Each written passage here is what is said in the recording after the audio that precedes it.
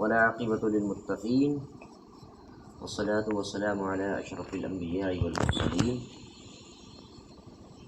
درود پاک پڑھیں صلی اللہم صلی علی محمد وعلی آل محمد بعدد کل ذرۃ مئۃ الف مرۃ مبارک وسلم۔ صلاۃ وسلام علیک یا رسول اللہ صلی اللہ علیہ وسلم۔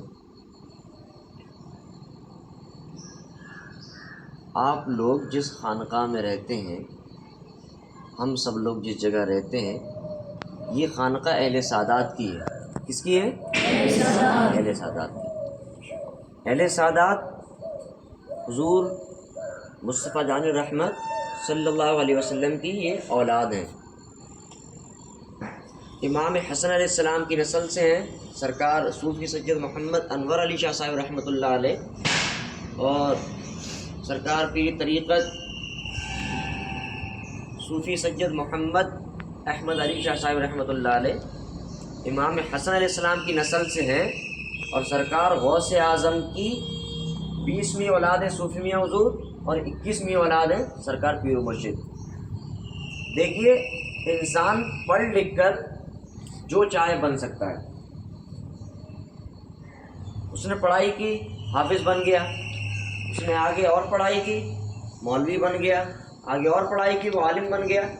وہ مفتی بھی بن سکتا ہے، حافظ بن سکتا ہے، قاری بن سکتا ہے، عالم بن سکتا ہے، پروفیسر بن سکتا ہے، ڈاکٹر بن سکتا ہے، انجینئر بن سکتا ہے، وہ جو چاہے بن سکتا ہے اپنی محنت سے، لیکن اہل سادات نہیں بن سکتا۔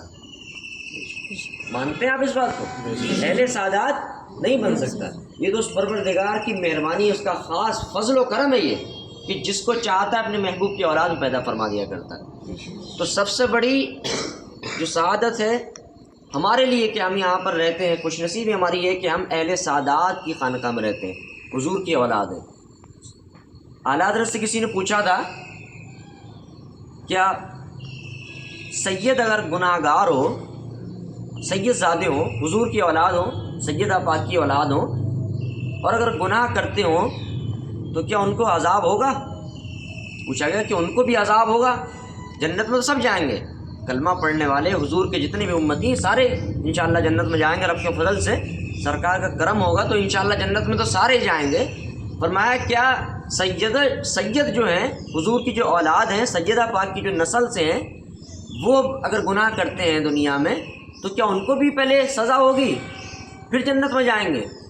تو اعلیٰ حضرت نے فرمایا کہ جنت میں تو جائیں گے، لیکن جو انہوں نے گناہ کیے اس کی سزا کی جب بات آئی تو فرمایا کہ اگر سزا کاٹ کے جنت میں جایا جائے گا پھر سیدہ کی نسبت کا فائدہ کیا ہوا؟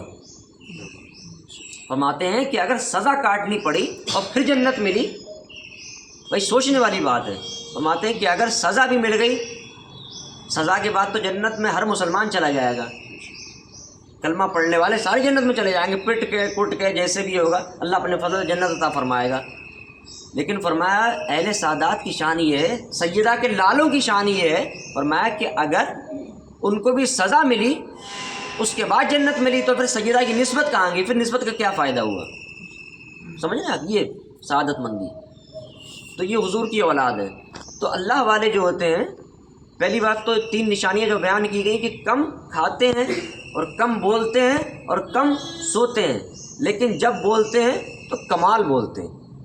کم بولتے ہیں لیکن جب بھی بولتے ہیں نا تو کمال بولتے ہیں۔ ان کی باتیں سنہرے پانی سے لکھنے کے قابل ہوتی ہیں، سونے سے آپ لکھ سکتے ہیں۔ جامع کلام فرمایا کرتے ہیں، زیادہ نہیں بولتے ہیں، کم بولتے ہیں، لیکن اس کلام جو آپ فرماتے ہیں اس کے اندر پوری کائنات کو سمیٹا ہوا ہوتا ہے۔ یہ اللہ والوں کی شان ہے۔ تو کچھ نصیحتیں ہیں آپ کی اپنے غلاموں کو، کچھ ہدایات ہیں آپ کی جو اپنے غلاموں کو آپ نے فرمائی تحفے کی شکل میں۔ کیا فرماتے ہیں؟ فرماتے ہیں کہ روزے کی اور نماز کی شدید پابندی کرنا۔ ایک تو ہوتا ہے صرف پابندی کرنا، ایک شدید پابندی کرنا۔ فرماتے ہیں کہ روزے کی، نماز کی شدید پابندی کرنا۔ اگر تم روزے اور نماز کے پابند نہیں ہو نا تو تمہاری نہ پیری کام آئے گی نہ مریدی کام آئے گی۔ آج کل کے پیروں کی طرح نہیں، بولے ہماری چوکھٹ پہ ہی آ جاؤ، اب تمہیں نماز کی روزے کی ضرورت ہی نہیں، بس تم بخشے گئے، پیر صاحب جنت میں، تم بھی جنت میں۔ پہلے جنت میں جو ہے کمرے بانٹ دیے، دنیا میں ایسا نہیں۔ اللہ والے جو ہوتے ہیں وہ ڈرتے ہیں آخرت کا معاملہ بڑا سخت ہے۔ امام جعفر صادق رضی اللہ تعالیٰ نے ساری زندگی ٹھنڈا پانی نہیں پیا۔ پوچھا گیا کیوں نہیں پیتے حضور؟ فرمایا کیا پتہ اس کے حساب میں جکڑا جاؤں، حساب پوچھ لے گا، کہاں سے حساب دوں گا؟ یہ کون فرما رہا ہے؟ امام جعفر صادق فرما رہے ہیں۔ تو یہ اللہ والے انہی کی اولاد ہے، سرکار کی اولاد ہے، تو فرماتے ہیں جانتے نا آخرت کا معاملہ سخت ہے۔ یہ نہیں فرمایا کہ بس میری چوکھٹ پہ آ جاؤ، میرے دربار پہ آ جاؤ، اللہ اللہ کرو چلے جاؤ تم بخشے گئے، نہیں، فرمایا روزے اور نماز کی شدید پابندی کرنا۔ اگر تم ایسا نہیں کرتے، تم نماز نہیں پڑھتے، روزہ نہیں رکھتے، تو فرمایا تمہاری پیری مریدی سب بیکار، کسی کام کی نہیں۔ دوسری بات فرماتے ہیں کہ اللہ نے جتنا تم رزق دیا ہے نا اسی پہ قناعت کر لو، جتنا تمہیں اللہ نے دیا ہے صبر کرو اسی پہ، بابیلا مت کرو، جتنا تمہیں دیا ہے اس پہ کیا کرنا ہے؟ قناعت کرنا ہے، صبر کرنا ہے اس پہ، اور اپنی آمدنی سے زیادہ خرچ نہیں کرنا ہے۔ مثال کے طور پہ آمدنی ہے 1000 روپے دن کی اور خرچہ کر رہے ہیں 1200 روپے دن کا، تب کیا ہوگا؟ رسوائی ہوگی نا۔ اگر آپ ایسا کرتے ہیں تو سوائے رسوائی کے علاوہ دوسری بات نہیں، رسوائی ہے، دنیا میں بھی رسوائی۔ بھائی سب سے بڑی حماقت کیا ہے؟ ذلت تو یہ ہے نا کسی کے سامنے ہاتھ پھیلانا۔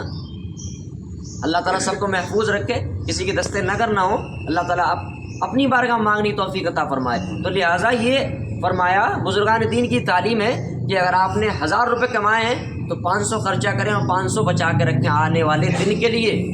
کیا پتہ آپ بیمار پڑ جائیں، اگلے دن کام پہ نہ جا سکیں، تو 500 بچے ہوئے تو ہوں گے رکھے ہوئے۔